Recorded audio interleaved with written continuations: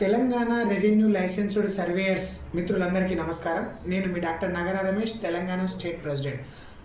మిత్రులారా, రేపటి కార్యాచరణ అంటే 23వ తారీఖు జూన్ నెల 2026 మంగళవారం నాడు మన తలపెట్టినటువంటి ఈ సర్వే భవన్కి చేరుకోవడం మరియు అక్కడి నుంచి సెక్రటరేట్కి ఏదైతే వెళ్ళి మన యొక్క లైసెన్స్డ్ సర్వేయర్స్ యొక్క సమస్యల గురించి వివరించడానికి మరియు నిన్న మొన్న జరిగినటువంటి గౌరవ జేడి మేడం ప్రసన్నలక్ష్మి మేడం గారు మహబూబాబాద్ డిస్టిక్ వెళ్ళి అక్కడ ఏదైతే అక్కడ చెప్పారో లైసెన్స్డ్ సర్వేయర్ల అవసరం లేదు, మా యొక్క అంటే లైసెన్స్డ్ సర్వేయర్ల యొక్క వినియోగాన్ని మేము వినియోగించుకోకుండా ఆల్టర్నేట్ ఆప్షన్ ఉందని చెప్పడం, మీ యొక్క అవసరం లేదని చెప్పడం, మీరు పనికిరారు అని చెప్పడం, కొన్ని ఈ మాటలు ఏవైతే ఉన్నాయో ఇవి చాలా వరకు 33 జిల్లాలలో ఉన్నటువంటి లైసెన్స్డ్ సర్వేయర్లందరికీ కూడా బాధ కలిగినటువంటి ఈ సందర్భంలో మనం అందరం కూడా ఈ యొక్క సర్వే భవన్కి చేరుకొని ఇవన్నింటినీ కూడా ఎందుకు చెప్పడం జరిగింది, ఏ పద్ధతిలో ఇట్లా చెప్పడం జరిగింది, ఈ చెప్పడానికి గల కారణాలు ఏంటి, మరి సంవత్సరం నుంచి మా యొక్క వినియోగాలు లేకపోతే ఎందుకు తీసుకున్నారు, మాకు ఎందుకు ట్రైనింగ్ ఇవ్వడం జరిగింది, ఈ అన్నింటినీ ప్రశ్నించడానికి మనం అందరం కూడా సర్వే భవన్ని చేరుకోవడం జరుగుతుంది.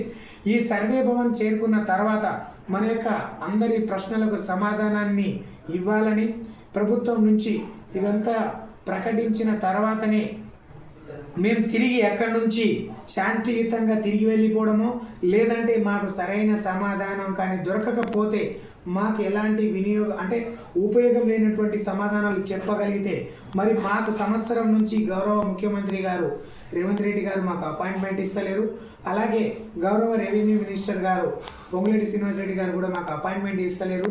మరి అలాంటప్పుడు సంవత్సరం నుంచి మమ్మల్ని తీసుకొని అట్లాగే ఖాళీగా పెట్టడం జరిగింది. మరి మమ్మల్ని పని చేయకుండానే పని చేస్తున్నాం, 5,500 మంది పని చేస్తున్నారు, వీళ్ళ యొక్క సర్వీసెస్లు వినియోగించుకుంటున్నాం, వీళ్ళు అన్ని విధాలుగా పనిచేస్తున్నారని చెప్పుకోవడం జరుగుతుంది. మరి అది వాస్తవాలు ఏంటి, ఎక్కడ పని చేస్తున్నారు, ఏ విధమైన పని చేశారు, ఎక్కడ బెనిఫిట్ జరిగింది, ప్రభుత్వం ఏ విధంగా ఏ చోట పని చేసిందో కానీ ఆధారాలతో నిరూపించగలరా? పోనీ మరి అలాంటప్పుడు 6,500 మందిలో ఎంతమందికి లబ్ధి జరిగింది, ఎంతమంది దాని కనీసం బెనిఫిట్ తీసుకున్నారు? ఈ రోజు దాకా సింగిల్ రూపీ సంపాదించిన 6,500 లైసెన్స్డ్ సర్వేలో ఎవరు అతను? కనీసం అతని పేరుతో సాయమైన ప్రకటన చేయగలరా? సో ఇలాంటి పరిస్థితులన్నింటినీ కూడా ప్రశ్నించడానికి మనం రేపు మంగళవారం నాడు కలుసుకోవడం జరుగుతుంది. మరి మిత్రులారా, మరి ఈ సంవత్సరం కాలం పాటు మనం వేచి చూసినందుకు మనకు ఏం జరిగింది, మనకు ఎలాంటి న్యాయం జరిగింది, మనకి ఎలాంటి పరిస్థితులు ఏర్పడ్డాయి, మన యొక్క జీవన ఆధారం ఏ విధంగా మార్పులు వచ్చినాయి, సో ఈ సంవత్సర కాలంలో నష్టాలు ఏంటిది, కష్టాలు ఏంటిది, వీటన్నిటిని మనం వివరించడం కోసం తిరిగి అందరం కలుసుకోవడం జరుగుతుంది. సో మొన్న కూడా మనం ఒకసారి ధర్నా చౌక్లో కలిసి వాళ్ళకి అందరికీ అర్థమయ్యేలా చెప్పడం జరిగింది. మరి నెల రోజులు కావచ్చినా కూడా ఇప్పటిదాకా ప్రభుత్వం ఎలాంటి కార్యాచరణ పెట్టలేదు, ఎలాంటి ప్రకటన చేయలేదు, ఎలాంటి కనీసం ముందడుగు కూడా తీసుకోలేదు. దీన్ని చాలా బాధాకరమైన పరిస్థితులుగా మేము ప్రకటించుకుంటున్నాం. సో మరి ఇలాంటి పరిస్థితులలో ప్రభుత్వానికి తెలిసేలా మరొక ఇలాంటి కార్యాచరణ అంటే అందరూ కలిసి రోడ్డు ఎక్కితే కానీ ఇలాంటి పరిస్థితులు మీకు అర్థం కాదనే విషయాన్ని ప్రభుత్వానికి తెలిసేలా మేమందరం సర్వే భవన్కి చేరుకోవడం జరుగుతుంది. సో ఈ సర్వే భవన్ని చేరుకున్న తర్వాత శాంతియుతంగా మేము ఈ జరిగిన పరిస్థితులను వివరించడానికి ప్రయత్నం చేస్తాం.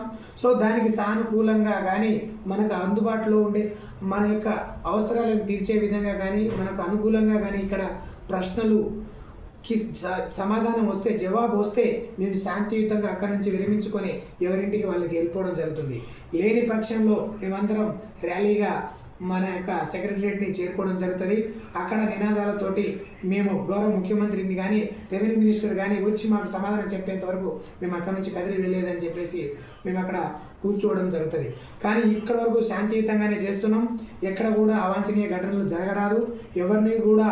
అండ్ మీ అందరికీ కూడా వాస్తవంగా చెప్పాలంటే బ్రదర్, మీరందరికీ కూడా మన యొక్క ఇంటెలిజెన్స్ నుంచి కానీ స్పెషల్ బ్రాంచ్ నుంచి కానీ లోకల్ పోలీస్ స్టేషన్ నుంచి కాల్స్ వస్తూ ఉండొచ్చు. అది కేవలం ఎంక్వైరీ మీరు వెళ్తున్నారని చెప్పేసి, కానీ ఎవరికి కూడా అరెస్ట్ చేసే అధికారం లేదు, అరెస్ట్ కూడా చేయరని చెప్పేసి కూడా చెప్పడం జరిగింది. నేను పొద్దున్న నుంచి కూడా అన్ని కాల్స్ రిసీవ్ చేస్తున్నాను. నేను వాళ్ళకు కూడా చెప్తున్నాను, ఇది మనం శాంతియుతంగా మనం ప్రశ్నించడానికే వెళ్తున్నాం తప్ప మన ఈ గొడవలు చేయడానికో పెద్ద ర్యాలీ తీయడానికో అలాంటి పరిస్థితులు ఏర్పాటు చేయడానికి కాదు. మాకు న్యాయం జరగాలి. అండ్ జేడీ మేడం ఏదైతే తను ఏదైతే మహబూబాబాద్లో చెప్పిన మాటలు ఉన్నాయో దాన్ని వెనక్కి తీసుకోవాలి. అండ్ ఈ విధమైన ప్రశ్నలు చెప్పడానికి వాళ్ళకి ఎలాంటి అధికారం ఉంది, ఏ విధమైన మాటలు చెప్పాలని దానికి సమాధానం కూడా చెప్పాల్సిన పరిస్థితిని మనం అడుగుతున్నామని చెప్పేసి ఈ వీడియో ద్వారా తెలియజేయడం జరుగుతుంది.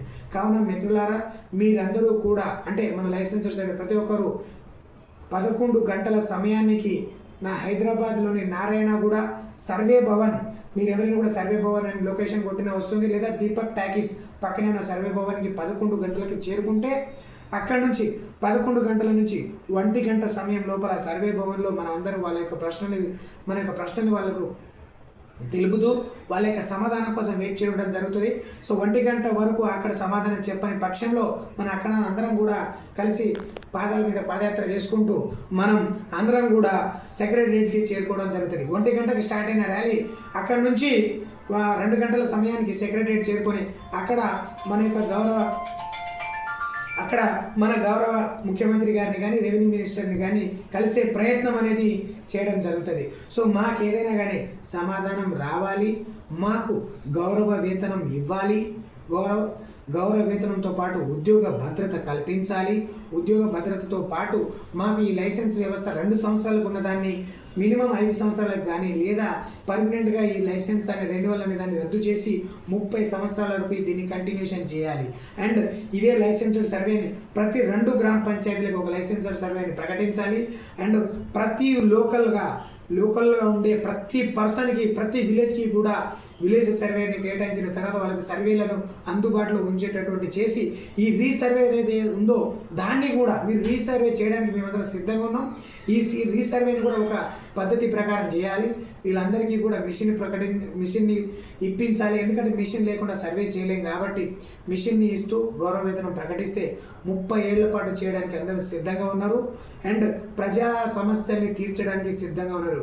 ఎందుకంటే ఈ వ్యవస్థ అనేది ఈ యొక్క ఒక్క ఇండివిజువల్ సర్వేలకు సంబంధించింది కాదు, ప్రజా సమస్యల్ని తీర్చడానికి ఉన్నప్పుడు మీరు ప్రజలలో ఏదైతే ప్రకటన చేస్తున్నారో దాన్ని మీరు అనుకూలించే విధంగా దాని యొక్క అనుచరణలోకి తీసుకొచ్చే విధంగా చేయాలని చెప్పేసి ఉత్త పేపర్లకు వచ్చే ప్రకటనలే కాకుండా నిజానికి ఈ రోజు వరకు ఎంతమందికి న్యాయం జరిగింది అది ప్రకటన చేయండి, ఎంతమందికి ఏ విధంగా న్యాయం జరుగుతుంది అది ప్రకటన చేయండి. లైసెన్స్డ్ సర్వేయర్ల యొక్క సిద్ధాంతం ఏంటిది, వాళ్ళకి యొక్క గైడ్ లైన్స్ ఏంటిది, వాళ్ళకి ఎన్నాళ్ళు ఇది పనిచేస్తుంది, ఈ లైసెన్స్డ్ సర్వే వ్యవస్థ ఎన్ని రోజులు బ్రతుకుంటుంది, ఇది ఎన్ని రోజులు పనిచేస్తుంది, ఎన్ని రోజులు ఈ సర్వీస్ అందరికీ అవైలబిలిటీ ఉంటుంది, ఈ అన్నింటిని కూడా ప్రకటన చేస్తే చాలా బాగుంటుంది సార్. ఎందుకంటే ఏవైనా కానీ పేపర్ ప్రకటనలకే అవుతున్నాయి కానీ వాస్తవాలు అనేది దాన్ని కాకుండా వాస్తవాలు లేని దాన్ని ప్రకటించడం జరుగుతుంది. కాబట్టి ఇవన్నీ కూడా మా మనసులకు ఎంతో బాధ కలుగుతున్నది ఈ విషయాన్ని వింటుంటే. ఒక్కొక్క పరిస్థితులు మీ ఒక్కొక్క న్యూస్లు చూస్తుంటే వాస్తవాలు ఒక్కటి లేవు కానీ ఏదేదో జరిగిపోతున్నట్టుగా ఉంది. కాబట్టి దయచేసి నిజాలనే చెప్పండి, నిజాలని అక్కడ ప్రకటించండి, నిజాలను చేయండి, నిజాలు చేసి చూపించండి, ప్రజా సమస్యల్ని కూడా పరిష్కరించి చూపించండి, చెప్పుకుంటూ కాదు. కాబట్టి దయచేసి మేము ఈ రెవెన్యూ వ్యవస్థ అందరినీ కూడా రిక్వెస్ట్ చేసుకునేది ఏంటంటే రేపటి ర్యాలీ కాదు, ఇది ఒక మనోభావాలను దెబ్బతీసినటువంటి జేడీ గారి మాటలకి మేమందరం మనస్సాక్షిని చంపుకోలేక ఇదంతా కూడా మా యొక్క మనశ్శాంతి అంటే మా యొక్క పరిస్థితులని వివరించడం కోసం గౌరవ ముఖ్యమంత్రి గారిని రెవెన్యూ మినిస్టర్ గారిని జేడీ మేడం గారిని కలిసి ఈ సమస్యలు మా పరిస్థితులు వివరించడం కోసమే మేము అందరం కలుసుకోవడం జరుగుతుంది. కాబట్టి దయచేసి మీరు మా బాధలను అర్థం చేసుకోవాలి. 6,500 పర్సన్స్ కాదు, 6,500 కుటుంబాలు మీ వల్ల ఇక్కడ చాలా ఇబ్బందులు పడుతున్నారు. మీ యొక్క ప్రకటన కోసం వేచి చూస్తున్నారు. ఈ ప్రకటన రాకనే ఎన్ని ఇబ్బందులు, ఎన్ని కుటుంబాలు రోడ్డు పాలైనాయి అని దాని గురించి వివరణ ఇవ్వడం కోసం రేపు అందరం కలుసుకోవడం జరుగుతుంది. కాబట్టి మా రేపు విన్నపాలని అన్నింటినీ కూడా వినాలని చెప్పేసి మాకు సహకరించాలని చెప్పేసి ప్లస్ మా అందరికీ కూడా తొందరగా పనిని ప్రకటించి ఈ గౌరవ వేతనం ప్రకటించి ఉద్యోగ భద్రతను కల్పించి ప్రజా సమస్యని పరిష్కరించి మీరు ఈ ప్రభుత్వాన్ని మంచి ప్రభుత్వంగా నిరూపించుకోవాలని చెప్పేసి మేము ఈ వీడియో ద్వారా తెలియజేసుకుంటున్నాం సార్. కాబట్టి దయచేసి మిత్రులారా, లైసెన్స్డ్ సర్వేర్ అందరూ కూడా మీరందరూ మనం అందరం కూడా రేపు అక్కడ కలుసుకున్న తర్వాత ఎలాంటి అవాంఛనీయ ఘటనలు జరగకుండా, ఎలాంటి ఇబ్బందికర పరిస్థితులు కల్పించకుండా, మనం కూడా ఇబ్బంది పడకుండా స్వచ్ఛందంగా వచ్చి స్వచ్ఛందంగా అండ్ మన యొక్క మనోభావాలను ఇక్కడ తెలియజేస్తూ శాంతియుతంగా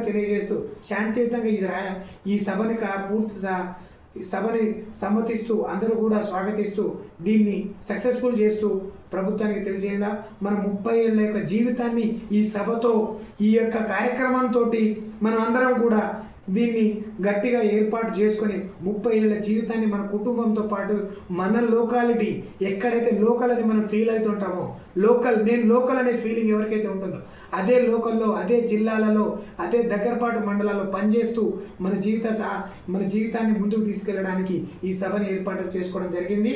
కాబట్టి ఖచ్చితంగా మీరందరూ కూడా దీన్ని సహకరిస్తూ రేపు అందరూ 11 గంటలకు చేరుకోవాలని, 11 గంటలకు ఈ ర్యాలీలో పాల్గొని ఈ యొక్క సభలో పాల్గొని ఈ సభని విజయవంతం చేస్తూ ముందుకు నడిపించాలని చెప్పేసి కోరుకోవడం జరుగుతుంది. నమస్కారం.